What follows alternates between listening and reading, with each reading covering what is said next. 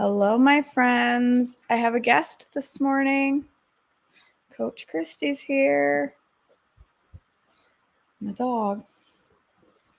Loving on to Coach Christy. Oh, hey, Rita. Yes, safe travels for Jen today. They're on their way down. And we'll get to go have dinner with them tomorrow night. That'll be fun. All right. Let's see. Meredith says hi. Hey, Meredith. All right, my friends. September 6th, the River of Healing, Ezekiel 47, 1 through 12. In my vision, the man brought me back to the entrance of the temple. There I saw a stream flowing east from beneath the door of the temple and passing to the right of the altar on its south side. The man brought me outside the wall through the north gateway and led me around to the eastern entrance. There I could see the water flowing out through the south side of the east gateway. Measuring as he went, he took me along the stream for 1,750 feet and then led me across. The water was up to my ankles. He measured off another 1,750 feet and led me across again. This time the water was up to my knees. After another 1,750 feet, it was up to my waist. Then he measured another 1,750 feet, and the river was too deep to walk across. It was deep enough to swim in, but too deep to walk through. He asked me, "Have you been watching, Son of Man?" Then he led me back along the river bank. When I returned, I was surprised by the sight of many trees growing on both sides of the river. Then he said to me, "This river flows east through the desert and into the valley of the Dead Sea. The waters of this stream will make the salty waters of the Dead Sea fresh and pure. There will be swarms of living things wherever the water of this river flows. Fish will abound in the Dead Sea, for its waters will become fresh. Life will flourish wherever the water flows. Fishermen will stand along the shores of the Dead Sea, all the way from En-Gedi to En-Eglaim. The shores will be covered with nets drying in the sun. Fish of every kind will fill the Dead Sea, just as they fill the Mediterranean. But the marshes and swamps will not be purified. They will still be salty. Fruit trees of all kinds will grow along both sides of the river. The leaves of the trees will never turn brown and fall, and there will always be fruit on their branches. There will be a new crop every month, for they are watered by the river flowing from the temple. The fruit will be for food and the leaves for healing. Boundaries for the land, Ezekiel 47, 13 through 23. This is what the sovereign Lord says. Divide the land in this way for the 12 tribes of Israel. The descendants of Joseph will be given 2 shares of the land. Otherwise, each tribe will receive an equal share. I took a solemn oath. I took a solemn oath and swore that I would give this land to your ancestors, and it will now come to you as your possession. These are the boundaries of the land. The northern border will run from the Mediterranean toward Hethlon, then from Lebo Hamath and Zedad. Then it will run to Beratha and Sibraim, which are on the border between Damascus and Hamath, and finally to Hazar Hatticon on the border of Hauran. So the northern border will run from the Mediterranean to Hazaranan on the border between Hamath in the north and Damascus to the south. The eastern border starts at a point between Hauran and Damascus and runs south along the Jordan River between Israel and Gilead, past the Dead Sea, and as far south as Tamar. This will be the eastern border. The southern border will go west from Tamar to the waters of Meribah at Kadesh, and then follow the course of the brook of Egypt to the Mediterranean. This will be the southern border. On the west side, the Mediterranean itself will be your border, from the southern border to the point where the northern border begins, opposite Lebo Hamath. Divide the land within these boundaries among the tribes of Israel. Distribute the land as an allotment for yourselves and for the foreigners who have joined you and are raising their families among you. They will be like the native-born Israelites to you, and you will receive an allotment among the tribes. These foreigners are to be given land within the territory of the tribe with whom they now live. I, the sovereign Lord, have spoken. Division of the land, Ezekiel 48, 1 through 29. Here is the list of the tribes of Israel and the territory each is to receive. The territory of Dan is in the extreme north. Its boundary lines follow the Hethlon road to Lebo Hamath and then runs on to Hazer Enan on the border of Damascus, with Hamath to the north. Dan's territory extends all the way across the land of Israel from east to west. Asher's territory lies south of Dan's and also extends from east to west. Naphtali's land lies south of Asher, also extending from east to west. Then comes Manasseh south of Naphtali, and its territory also extends from east to west. South of Manasseh is Ephraim, and then Reuben, and then Judah, all of whose boundaries extend from east to west. South of Judah is the land set aside for a special purpose. It will be 8 1/3 miles wide, and it will extend as far east and west as the tribal territories, with the temple at its center. The area set aside for the Lord's temple will be 8 1/3 miles long and 6 2/3 miles wide. For the priests there will be a strip of land measuring 8 1/3 miles long by 3 1/3 miles wide, within the Lord's temple, with the Lord's temple at the center. This area is set aside for the ordained priests, the descendants of Zadok, who served me faithfully and did not go astray with the people of Israel and the rest of the Levites. It will be their special portion when the land is distributed. And the most sacred land of all, next to the priest's territory, will lie the land where the other Levites will live. The land allotted to the Levites will be the same size and shape as that belonging to the priests, 8 1/3 miles long and 3 1/3 miles wide. Together, these portions of land will measure 8 1/3 miles long and 6 2/3 miles wide. None of this special land may ever be sold or traded or used by others, for it belongs to the Lord, and it is set apart as holy. An additional strip of land, 8 1/3 miles long by 1 2/3 miles wide, south of the sacred temple area, will be allotted for public use: homes, pasture lands, and common lands, with a city at the center. The city will measure 1.5 miles on each side, north, south, east, and west. Open lands will surround the city for 150 yards in every direction. Outside the city, there will be a farming area that stretches 3 1/3 miles to the east and 3 1/3 miles to the west, along the border of the sacred area. This farmland will produce food for the people working in the city. Those who come from the various tribes to work in the city may farm it. This entire area, including the sacred lands and the city, is a square that measures 8 1/3 miles on each side. The area that remains to the east and the west of the sacred lands in the city will belong to the prince. Each of these areas will be 8 1/3 miles wide, extending in the opposite directions to the east and the western borders of Israel, with the sacred lands and the sanctuary of the temple in the center. So the prince's land will include everything between the territories allotted to Judah and Benjamin, except for the areas set aside for the sacred lands in the city. These are the territories allotted to the rest of the tribes. Benjamin's territory lies just south of the prince's land, and it extends across the entire land of Israel from east to west. South of Benjamin's territory lies that of Simeon, also extending across the land from east to west. Next is the territory of Issachar, with the same eastern and western boundaries. Then comes the territory of Zebulun, which also extends across the land from east to west. The territory of Gad is just south of Zebulun, with the same borders from the east to the west. The southern border of Gad runs from Tamar to the waters of Meribah at Kadesh, and then follows the brook of Egypt to the Mediterranean. These are the allotments that will be set aside for each tribe's exclusive possession. I, the sovereign Lord, have spoken. The gates of the city, Ezekiel 48:30 through 35.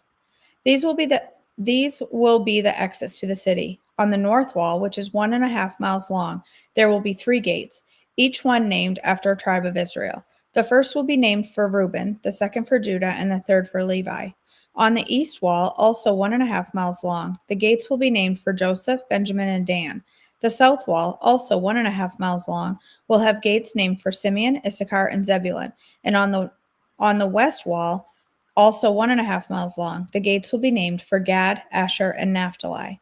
The distance around the entire city will be 6 miles, and from that day, the name of the city will be, "The Lord is there." Nebuchadnezzar to conquer Egypt, Ezekiel 29:17 through 21, 571 BC. On April 26th, the first day of the new year, during the 27th year of King Jehoiachin's captivity, this message came to me from the Lord. Son of man, the army of Nebuchadnezzar of Babylon fought so hard against Tyre that the warriors' heads were rubbed bare and their shoulders were raw and blistered. Yet Nebuchadnezzar and his army won no plunder to compensate them for all their work. Therefore, this is what the sovereign Lord says: I will give the land of Egypt to Nebuchadnezzar, king of Babylon. He will carry off its wealth, plundering everything it has, so he can pay his army. Yes, I have given him the land of Egypt as a reward for his work, says the sovereign Lord, because he was working for me when he destroyed Tyre. And the day will come when I will cause the ancient glory of Israel to revive, and then, Ezekiel, your words will be respected. Then they will know that I am the Lord. A sad day for Egypt, Ezekiel 30:1 through 19. This is another message that came to me from the Lord. Son of man, prophesy and give this message from the sovereign Lord. Weep and wail for that day, for the terrible day is almost here, the day of the Lord. It is a day of clouds and gloom, a day of despair for the nations. A sword will come against Egypt, and those who are slaughtered will cover the ground.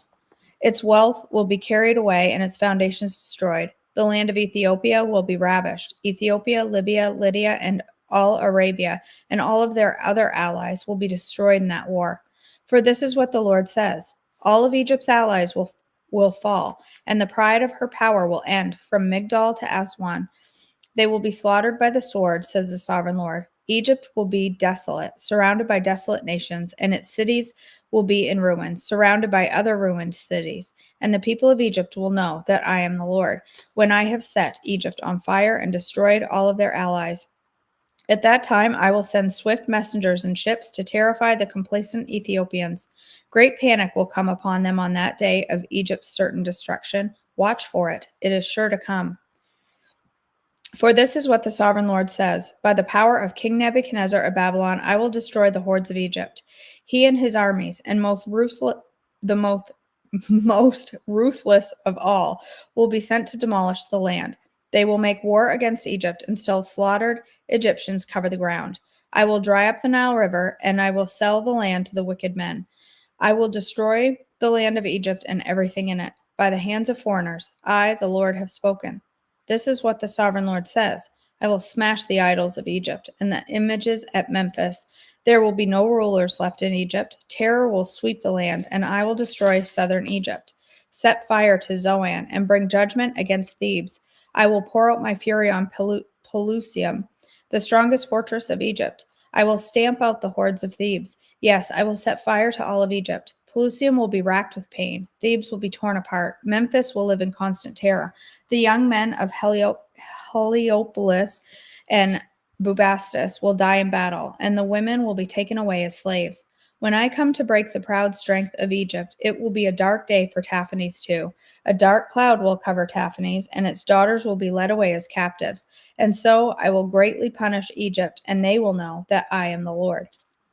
Hope for Israel's royal line, 2 Kings 25:27 through 30, 561 BC. In the 37th year of the exile of King Jehoiachin of Judah, evil Merodach ascended to the Babylonian throne. He was kind to Jehoiachin and released him from prison on April 2nd of that year. He spoke kindly to Jehoiachin and gave him a higher place than all the other exiled kings in Babylon.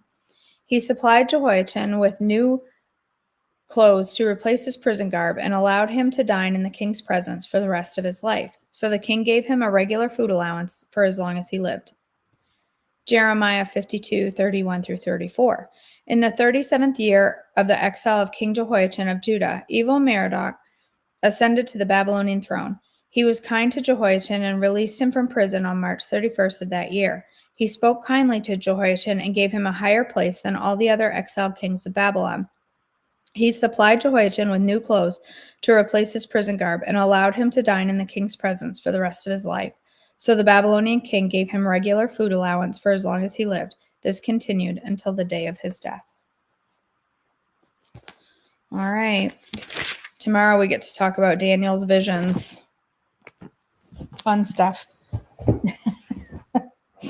Hard stuff. All right.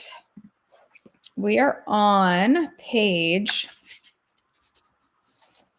19 of Good Words, about halfway down the page. I'm going to finish this chapter.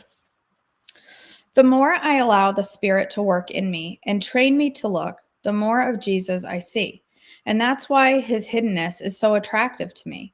He's there in the lives and faces of my family and friends. The person on the corner who just asked me for money, Jesus. The taxi driver in Italy who saved me from endless loops around a traffic circle in a vain attempt to find my hotel, Jesus. On a street corner carrying a sign, in a nursing home when two Alzheimer's patients who can't remember much of anything remember each other and their lifelong love. Driving the trash truck down my street, Jesus. He is in those rare moments when he has looked to others remarkably like we do. And he is present in our endless aching for him, even while we stubbornly refuse to admit it is him we want or him we see. To love Jesus is to notice him not only in the holy places, but in the details of our daily existence. Not just for the perfect moments, but the imperfect ones too. He is there in every aspect of life, which includes celebration as well as suffering. Off in the corner of the room or right in front of our face. It's a messy, confusing thing because rather than yanking us out of the world, the look in his eyes plunges us more deeply into it. And then he invites us to live with a different perspective, to see things through his eyes. Whatever road you're on, hope comes in learning to spot Jesus along the way, to notice his eyes when they are looking at you, to peer into them and discover what you'll see. Wherever your path may lead, that's where you find him, often hiding in plain sight. If we fail to notice his eyes, maybe it's because we've spent so much energy trying not to be lonely, anxious, or scared, and we forgot to look. Somehow, along the I-84 corridor, the logjam broke. I knew what I was going to write about. If you don't mind, I'm going to borrow your idea, I said after a few minutes. It was for a song, not a book, Barbie smiled. But it was too late. This non-producing pastor on sabbatical was about to become a thief of his own wife's ideas. But I think she was glad to offer it up if it meant I would cheer up and start writing. Clearly, Jesus had a sense of humor, and Barbie is a generous wife. I'm told by those who know such things that as the first century Jew, Jesus likely had brown eyes. Maybe I wonder if that was what Inga saw. What I do know is this. Sometimes he has Barbie's eyes. Your words for your story. Please feel free to use the following questions for your personal reflection or for discussion in a group. It has been said that the eyes are the window to the soul. What do you think that statement means? How have you experienced that? What is the most outlandish, unexpected place you have encountered Jesus? What made it so surprising? If you can't think of an instance, what might that suggest to you? What are some current places in your life where Jesus may be hiding in plain sight? What is most likely to prevent you from recognizing him? And how might you go about paying closer attention? In 2 Corinthians 4:17 through 18, Paul speaks of focusing our eyes not on what is seen, but what is unseen. How does this chapter illustrate those verses? Check out John 9 and notice how the blind man's testimony about Jesus became progressively surer, his sight becoming increasingly clearer. What do you learn about the hiddenness of Jesus from this story? Think about a time in your experience that might in some way be similar to the story in this chapter. Write it down for yourself, or better yet, share it with someone else. What was it like when you looked into the eyes of another person and saw Jesus' eyes looking back, even if at first you did not recognize it? What were the circumstances, including some of the details surrounding that event? What was it that allowed you to finally identify Jesus? How did the realization make you feel? And with whom could you share the story?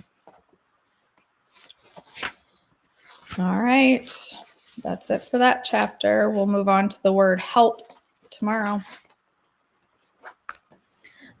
All right, let me go back to the chats.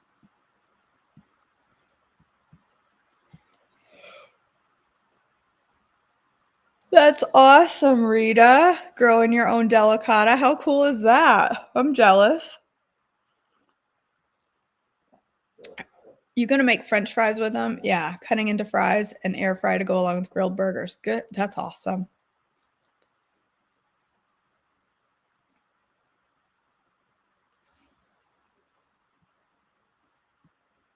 Hi in the Philippines.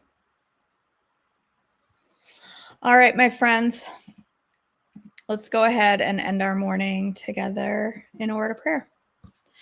God our Father, we thank you for this time to come together. I thank you for your word and the detail that you put into every chapter for us. And sometimes it's hard for us to read and absorb, but the details remind me every single day that you are in the details of my life and the life of those around me, that you are in all of the little details, and the little details matter. God, I thank you that we can come together to you, that we can boldly approach the throne with our requests, with our prayers, with what's on our minds and our hearts. And I just thank you for being a God that we can put our hope in, our trust in, and our assurance in. God, I pray for each woman here today. I pray for all that they have going on in their lives today, that you would be with them, that you would just give them your peace today. I pray for Jen and her husband as they get ready to travel down here, and I just pray for safety. I pray for safety for us as we travel today, to just go on a little adventure, that you would just be with us and keep us safe on the roads. God, I pray for our friend Faith today, that you would give her peace. I pray that she has a good day, feels well today, and you would just surround her with your peace today. God, as we go through our day, I pray that you will help us to recognize you in the details, in the eyes of other people, in the details of our day-to-day work, our day-to-day decisions, and help us to honor you with everything that we say, everything that we do, everything that we speak over other people, that we speak over our own lives. I pray that you will help us to honor you with our choices, that those of us here that struggle with food choices, that you will just bless our choices today. Help us to make choices that honor you, that are a form of worship to you, our God. Thank you for your love, for your grace, for your peace, and for your mercy. In your precious name, amen. All right, my sweet friends, thank you for joining us. We're not going to cook live today, but we probably, I think, tomorrow or Monday, we'll cook live with Christy and her kids, Josh and Ben. I don't know if Ben will want to. I don't know, but Josh certainly will. John will jump in. And John, it'll be a whole gaggle, a whole bunch of carpenters. All right, you guys, I love you so much. I hope you have an amazing day, and I'll